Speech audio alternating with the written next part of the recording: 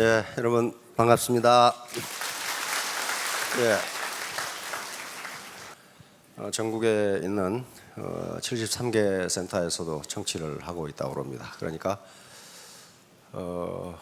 여기 계신 분들은 굉장히 락키한 분들입니다. 직접 이렇게 여기까지 오셨으니까. 센터에 물어보니까 가끔은 중계가 끊긴다고 그래요. 이게 여러 가지 기술적인 문제로. 센터에 지금 계신 분들 맨날 센터에만 계시지 마시고 가끔 나오시기 바랍니다. 아무래도 센터에 있으면요 집중이 되질 않아요.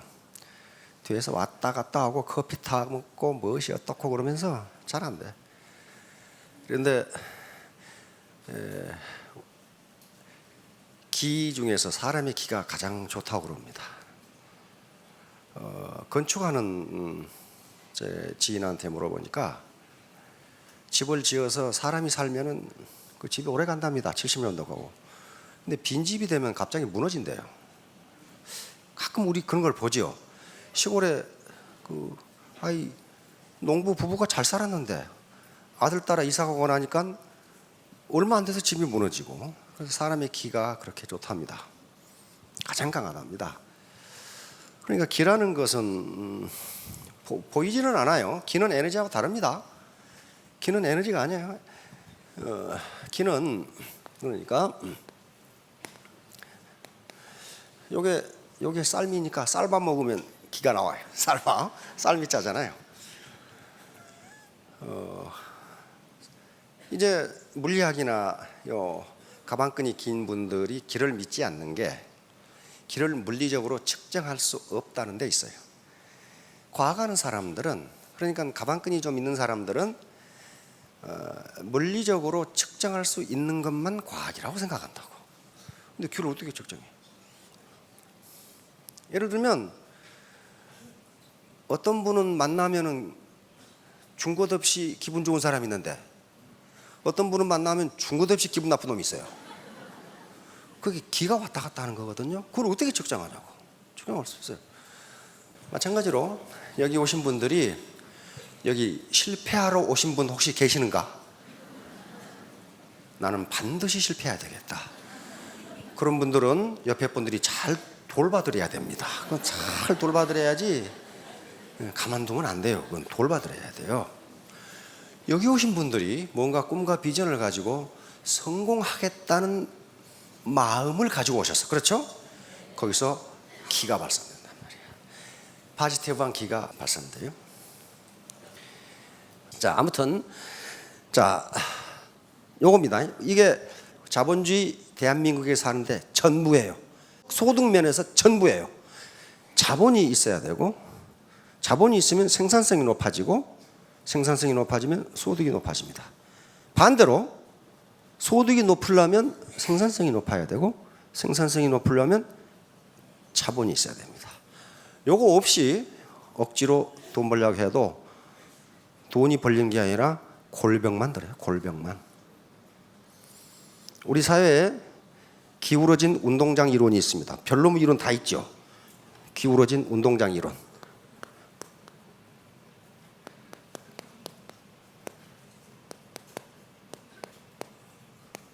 이건 대한민국의 정치 현상을 말하는 것이지만 모든 측면에 다 해당됩니다. 자, 축구 경기를 한다고 합시다. 축구 경기를 하는데 운동장이 이렇게 생겼어. 삐딱하게 생겼어. 이렇게. 그러면 A팀은 여기서 이렇게 공격을 하고 B팀은 이렇게. A팀, B팀 누가 이겨요? 누가 유리해? A팀이 공격해. B팀은 지가 꽁 찼는데 다시 자기한테 굴러와. 그러잖아요. 그리고 낮은 데서 높은 데로 뛰려고 하면 힘이 얼마나 들어요. 못 이겨.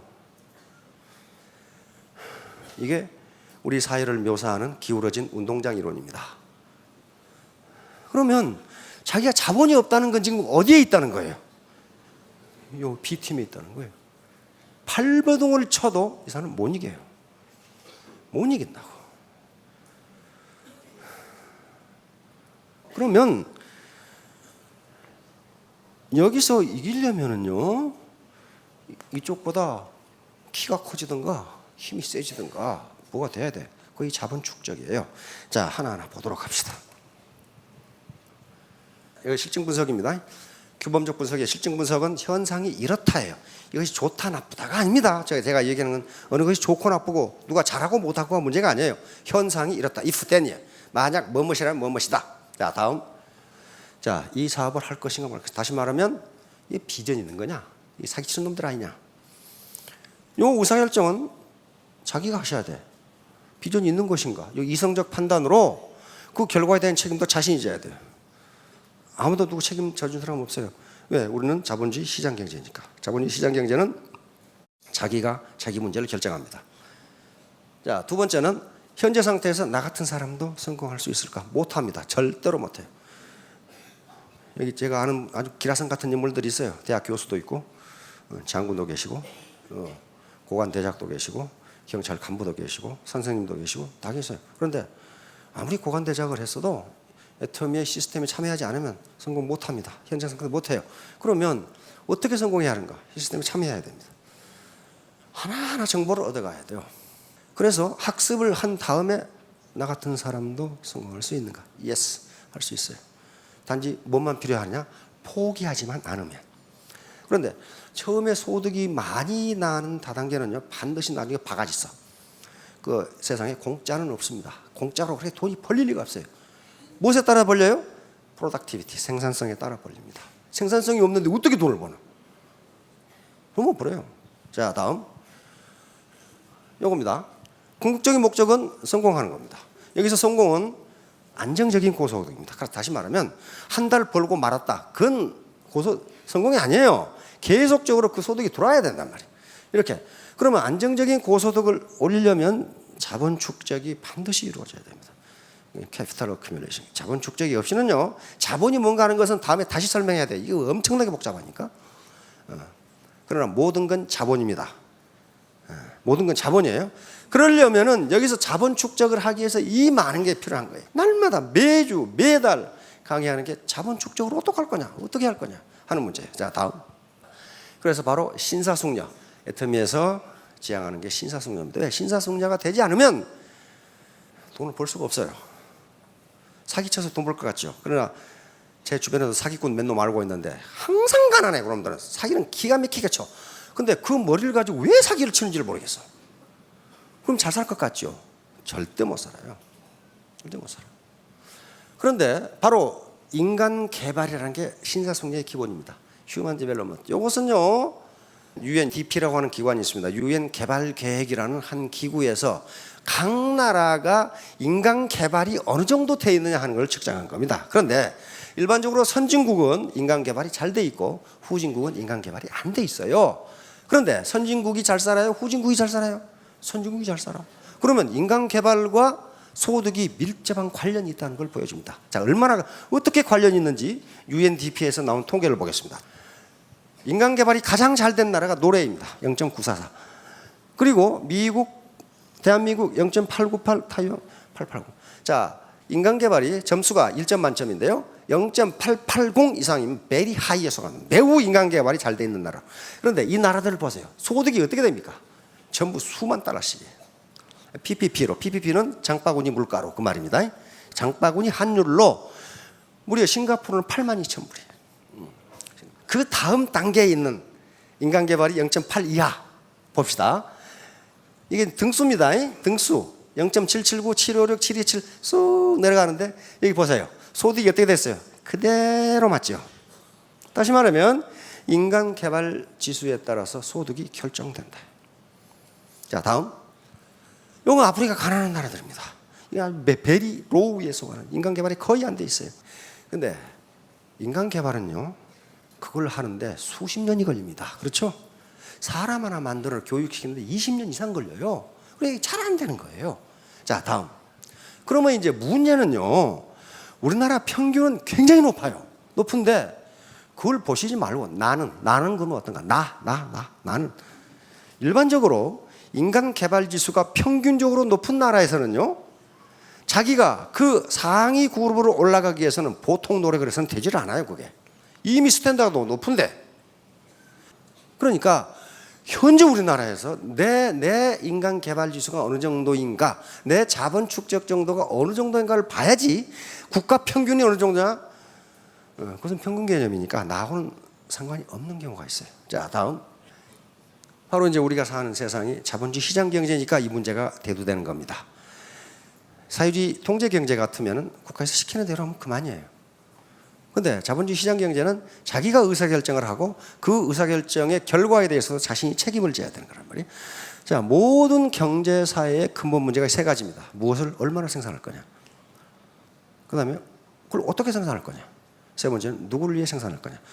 세 번째는 분배 문제입니다. 예를 들면 여기 앞줄에 앉아 계시는 신사숙녀분들이 지금 입고 계시는 옷이 다 달라요. 컬러도 다 달라. 그렇죠? 신발도 다 달라.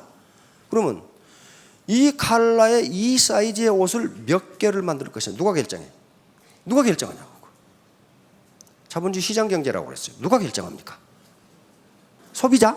네, 소비자가 결정하는데 바로 누가 결정하냐면 시장이 결정합니다.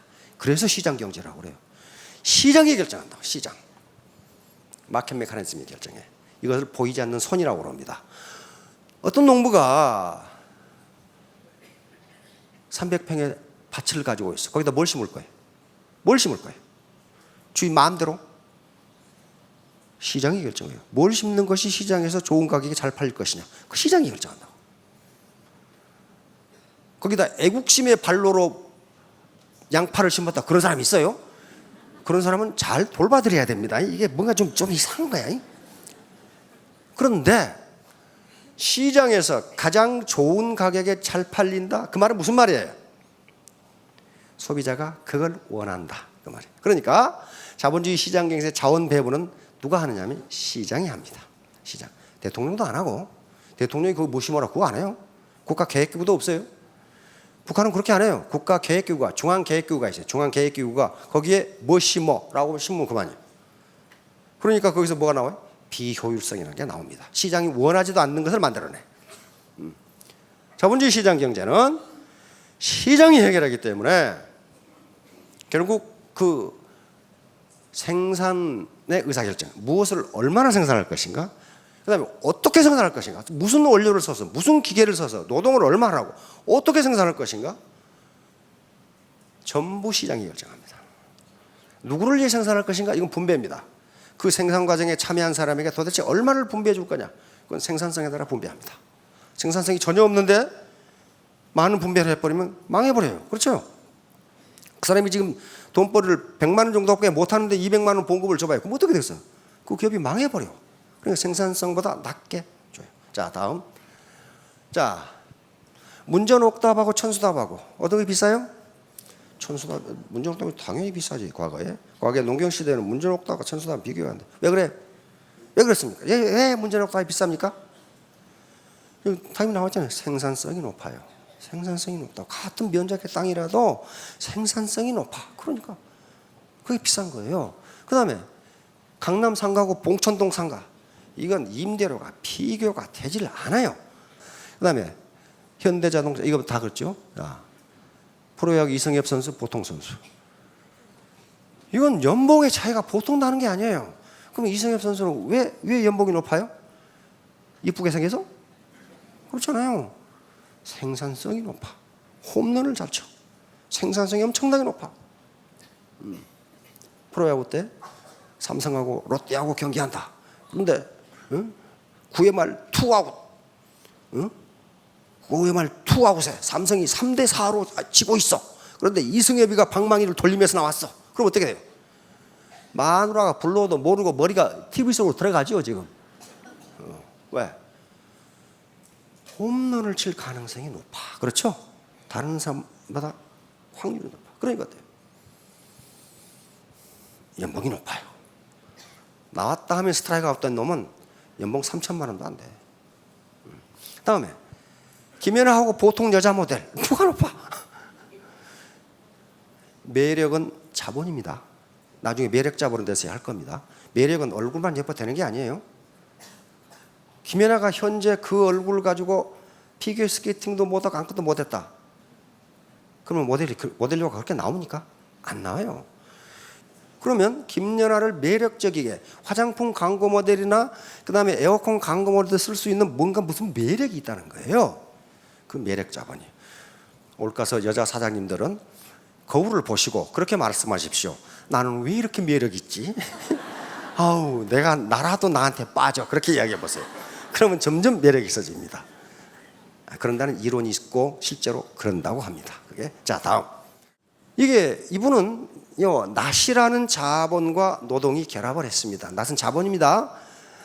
그다음에 이분은 예촉이라는 자본과 노동이 결합했는데 누가 생산성이 높아요? 훨씬 높습니다. 이거 다 깎았잖아요. 그런데 누가 더 힘들어? 이 사람이 힘들어. 다시 말하면 더 힘들게 일하는데 생산성은 훨씬 낮아요. 이 아줌마가 가지고 갈 것은 허리 다리 아픈 것밖에 없어요. 아무것도 없어. 일을 열심히 안 했어요? 했어요. 자, 삽질하는 것하고 이것하고 어떠냐고 이게. 삽이라는 자본으로 무장했고 여기 포클레인으로 무장했어요. 누가 이기냐? 바로 기울어진 운동장입니다. 해보나 마나예요. 자, 다음. 세 사람이 여기다가 철판 놓고 시멘트 이기고 있어. 레미콘으로 뒤따 부어버려. 이게 생산성이 어떻게 되냐고. 나는 그러면 삽 들고 있는 사람인지 레미콘 가지고 있는 사람인지 요걸 아시라 이거예요. 요걸. 나는 삽밖에 없는지 레미콘을 가지고 있는지. 자, 이 컴퓨터 스미스 코로나 컴퓨터인데요. 세계 최고의 컴퓨터였습니다. 그런데 컴퓨터가 나오면서 이건 망해버렸어요. 지금 파산해서 없어져 버렸어. 경쟁이 되지, 생산성이 되지 않아. 타자는요, 편집 기능이 없습니다. 이건 틀리면 편집하면 그만이야. 그러니까 그대로 무너져 버려. 다시 말하면 이런 자본을 가진 사람과 이런 자본을 가진 사람은 자본이 적은 사람이 훨씬 힘듭니다. 그런데 소득은 훨씬 적어요. 자, 다음. 자, 바로 삶의 과정이 자본 축적 과정입니다. 자본 축적 뭐 언제 따로 하는 것이 아니고 삶의 과정 자체가 자본 축적 과정이에요. 자, 다음. 그래서 오늘날 시대를 평생학습 시대라고. 미국이나 선진국은 이미 평생학습 시스템이 갖춰져 있습니다.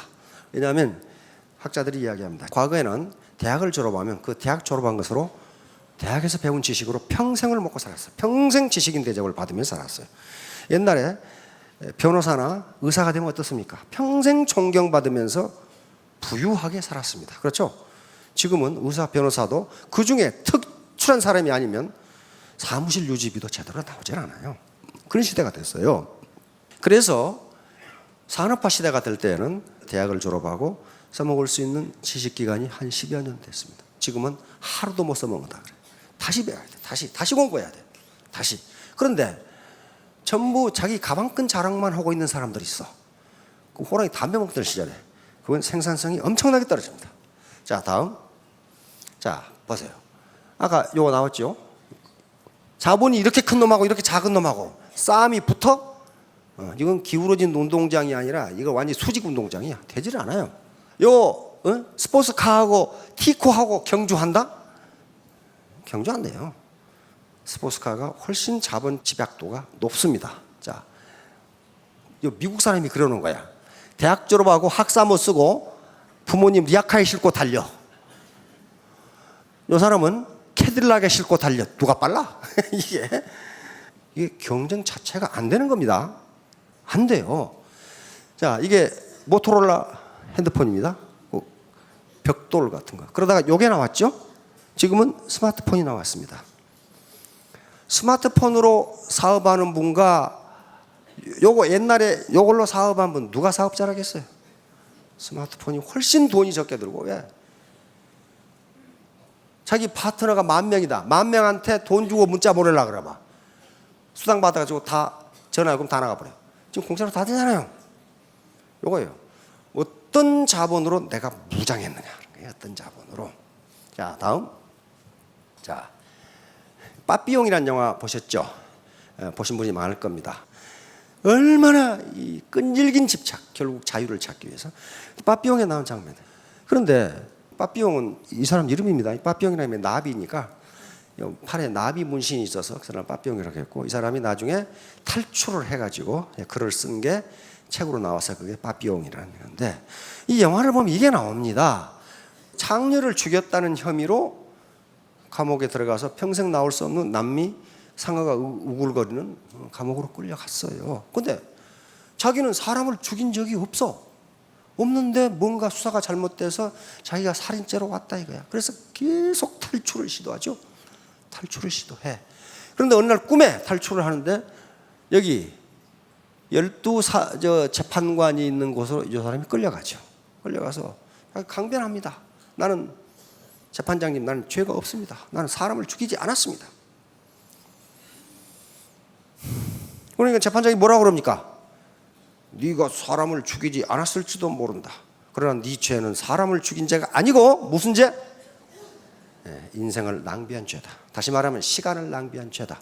너는 젊어서 그 시간을 선용하지 못하고 왜 장려구리나 왔다 갔다 했냐 그 말이야 지금. 그러면 너는 사형에 해당하는 죄를 졌다. 그것이 시간 낭비죄입니다. 시간 낭비죄. 자, 다음. 그래서 이 막스 베버라고는 19세기 말에서 20세기 초의 세계 최고 지성인입니다. 이 사람이 쓴 이 책이 있습니다. 프로테스탄트 윤리와 자본주의 정신. 여기에서 이 말을 다시 언급해요. 인간이 짓는 죄 중에서 가장 중죄가 시간 낭비죄다. 왜냐하면 모든 인간에게 부유하건 가난하건 모든 인간에게 공평하게 주어진 게 시간이다. 맞죠? 가만히 생각해 보세요. 부자들은 하루에 48시간 주고 나는 가난뱅이니까 24시간 주고 그런 거 없어요. 똑같이 줬어요. 똑같이 줬는데 그 황금 같은 시간을 너는 왜 낭비했느냐 하는 거예요. 낭비했느냐. 지금 현재 자신의 상태가 불만족스럽다면 당신은 시간 낭비죄를 범한 것이고 시간 낭비죄는 사형에 해당한다. 사형에. 자, 그러면 시간을 낭비하면 어떤 현상이 빚어지냐? 여기 책임을 져야 돼. 책임을 져야 되는데 톨스토이가 이런 말을 했습니다. 톨스토이 인생론에 보면 이게 들어있어요. 당신에게 가장 중요한 때는 언제인가? 언제라고 그랬어요? 현재다. 이건 제가 분명히 느꼈어요. 군대에서요. 쫄병들 군대 생활하는데 이게 농땡이가 있어. 정말 농땡이가 있어. 근데 너 왜 농땡이 피워? 군대 생활 대충 하고 나가서 자르려고요. 근데 그 자식은 나가서도 농땡이 피워. 나가서 농땡이 피워요. 진짜 그래요. 현재 열심히 하는 녀석이 나가서도 열심히 해. 나 그런 걸 봤어요. 쫄병이 왔는데 그럼 농고 나와서 농고 나온 녀석인데 너는 뭐 할래? 그랬더니 아버지가 농사를 짓기 때문에 자기 장남이에요. 농고 나와서. 그래서 아버지 가업을 물려받아서 농사를 하고 싶습니다. 그래서 그러냐? 우리는 경제학과이기 때문에 경제학과 교수한테 얘기를 했어요. 잘 가르쳐서 부자가 되도록 만들어봐. 그래서 그 교수가 데리고 농사를 어떻게 지어야 되는가. 다시 말하면 구태의연한 방법으로 해서는 안 된다. 네가 컴퓨터를 배우고 인터넷을 배워서 이것을 소비자가 원하는 방법으로 해서 인터넷에 올려서 그걸 하라. 그러니까 그때부터 인터넷을 배우기 시작을 해. 정말 아주 성실하게 인터넷을 배우고 그 다음에 시장 원리를 가르치고 그랬어요. 그렇게 성실하게 하더니 나 잘해요. 농땡이만 피는 놈 나가서 농땡이 피워도 안 해요. 바로 가장 중요한 시간이 언제라고요? 현재입니다. 따라서 저에게 있어서 가장 중요한 시간은 지금 강의하는 시간이고 여러분들은 지금 듣는 시간이에요. 현재가 축적되면 어떻게 됩니까? 일생이 된단 말이에요. 자, 톨스토이는 묻습니다. 당신에게 가장 중요한 일은 무엇인가? 뭐라고 그랬어요? 지금 하고 있는 일. 이거 대충 하고 다음에 잘해야지. 안 된다는 거예요. 그러니까 나에게 있어서 지금 현재 가장 중요한 일은 강의하는 일입니다. 여러분 여기 계시는 사장님들에서 가장 중요한 일은 강의를 듣는 일이에요. 그것보다 더 중요한 일이 없어 지금. 더 중요한 일이 없어요. 세 번째, 당신에게 가장 중요한 사람은 누구인가? 톨스토이는 지금 당신이 만나고 있는 사람. 그 이상 더 중요한 사람이 없다 이거예요. 이것만 잘하면 평생이 성공적으로 이루어진다는 게 톨스토이의 이야기입니다. 자, 다음 또 나와요. 왜 현재가 중요한가? 톨스토이가 이걸 이해했어요. 우리는 시간을 과거, 현재, 미래로 나눈다. 그러나 현실 속에는 미래가 과거와 만나는 아주 짧은 순간만이 존재한다.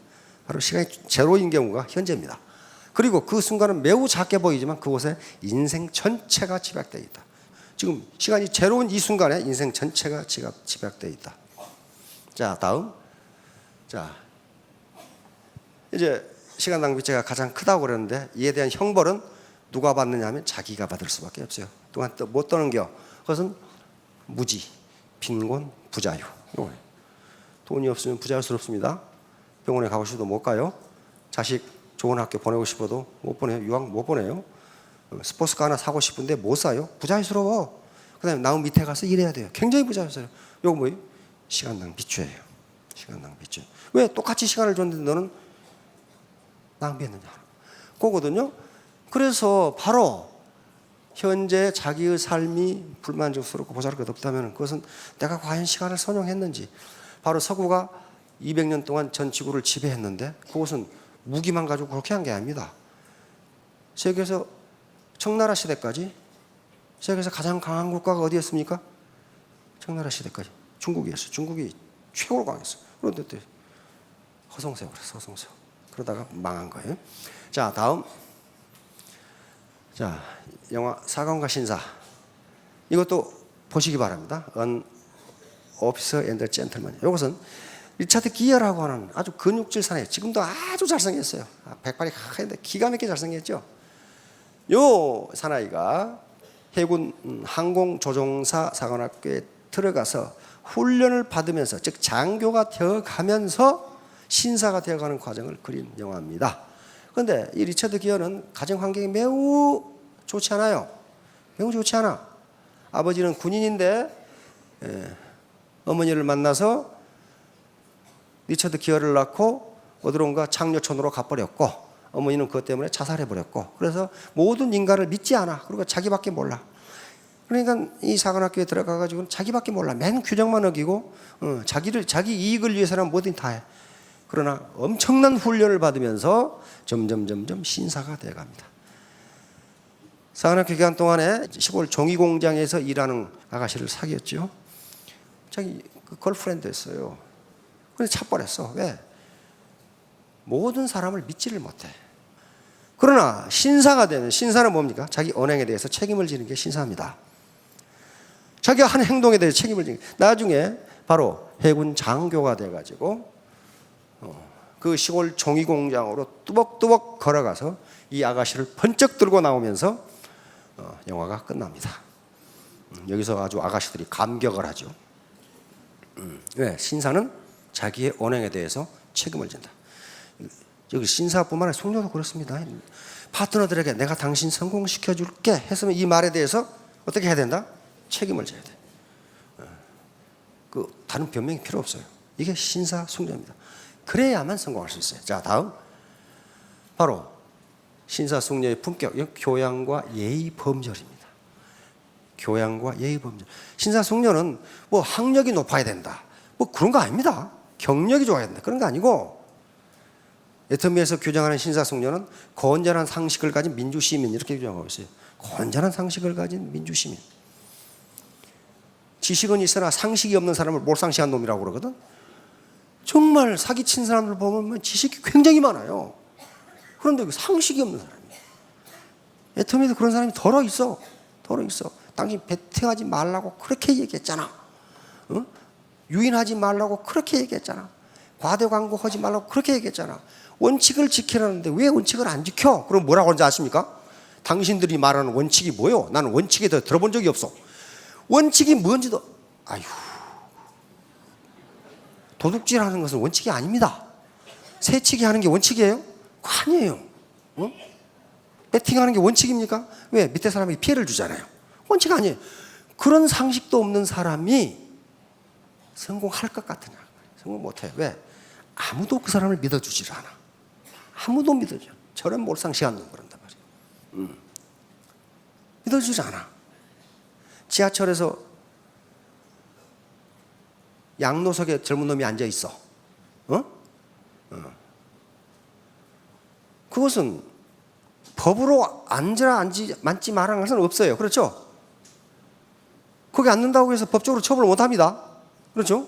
그러나 거기 앉지 않는 게 상식이야. 그렇죠? 상식이라고, 상식. 건전한 상식이에요. 임산부가 옆에 서 있으면 자리를 양보하는 게 상식이지 그것은 법이 아니에요. 그렇죠?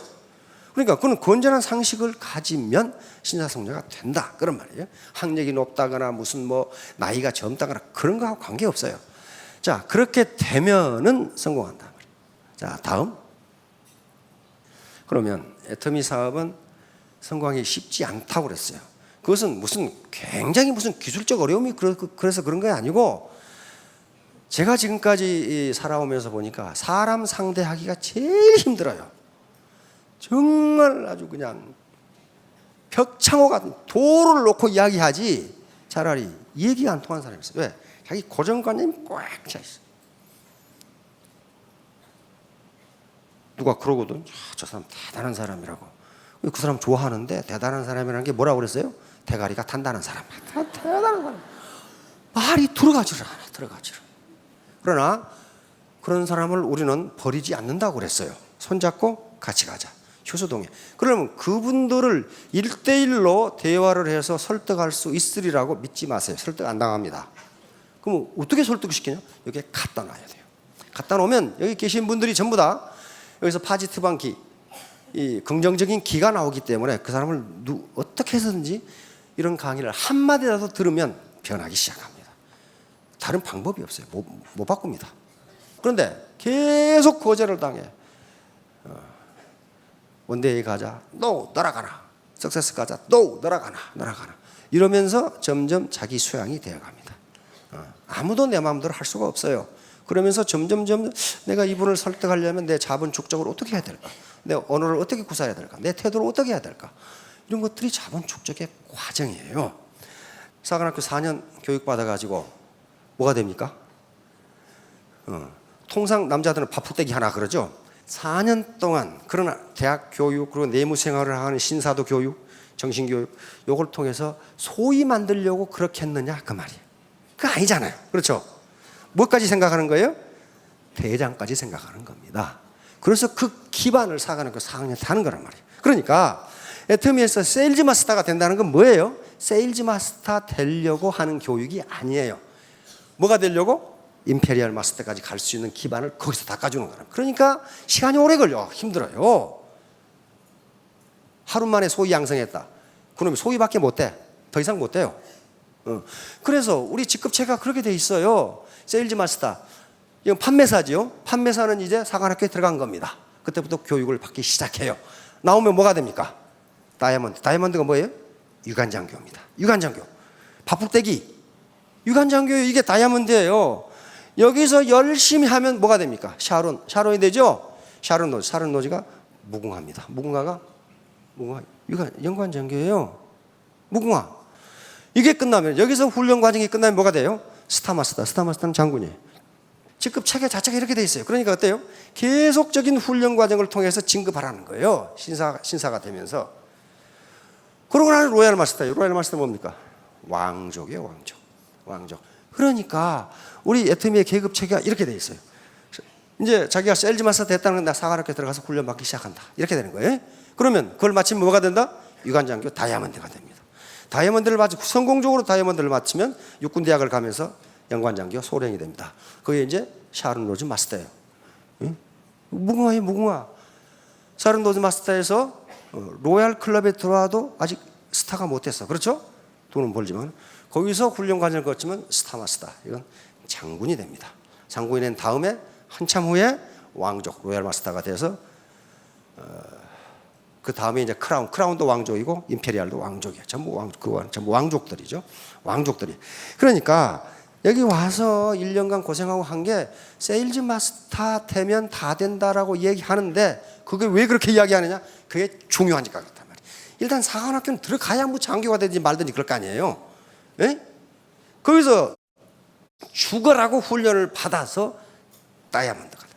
거기서 샤론이 되고 스타가 되고 로얄로 올라간다. 자, 3년 후, 5년 후에 모두 스타 마스터, 로얄 마스터가 되시기 바랍니다. 감사합니다.